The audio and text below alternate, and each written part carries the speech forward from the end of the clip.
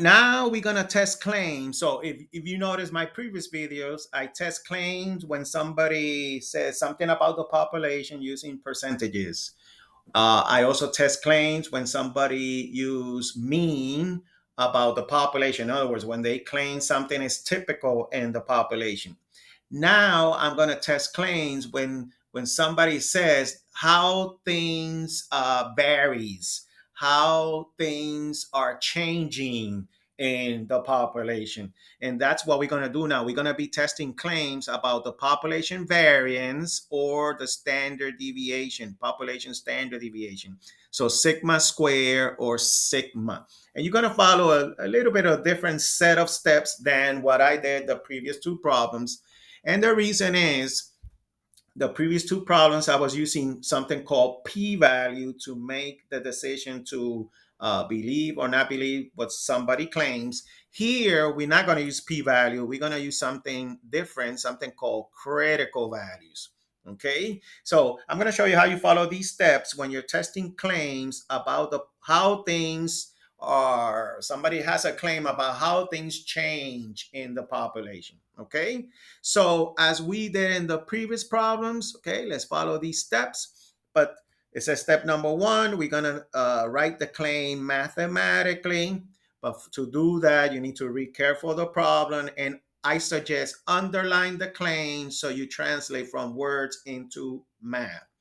It says here, a sporting goods manufacturer claims, that's your keyword, whatever comes after that, that's what you're underlining because that's what the person is claims that the variance, so that means we're working with sigma square, the variance, so let me start underlining this, the variance of the strength of a certain fishing line is 15.9. So from basic algebra, is means equal and 15.9 that was given. And this was the original claim. See, I just took what I underlined and I wrote it mathematically. And what you translate it is always the original claim. Every claim has a counterclaim. So the counterclaim of being equal is that sigma square is not equal to 15.9. Okay.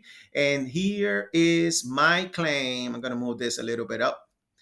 I have the original claim and the counterclaim. And because I had two claims, I need to label them as HO or H1 or HA.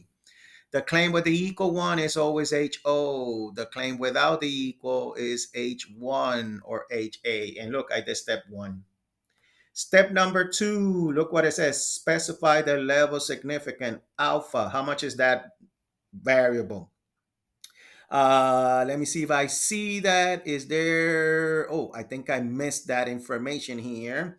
Give me a chance so I can find it. It was a typo that I did. I should have put it in and I didn't.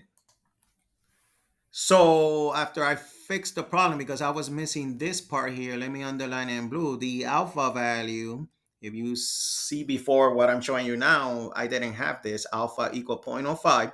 What I'm going to do now is I'm going to identify how much is my alpha, which is what I underline in blue. So it's 0.05. Okay. My next step, step number three, as you can see here, it says determine the degrees of freedom, which is labeled as DF. And the degrees of freedom you can see there is n minus 1. N is the sample size. Okay, so how many fishing line spools were collected to do the test, the hypothesis testing? 15. So 15 minus 1 is 14. Okay, make sure you check the next video to see how I do the next steps.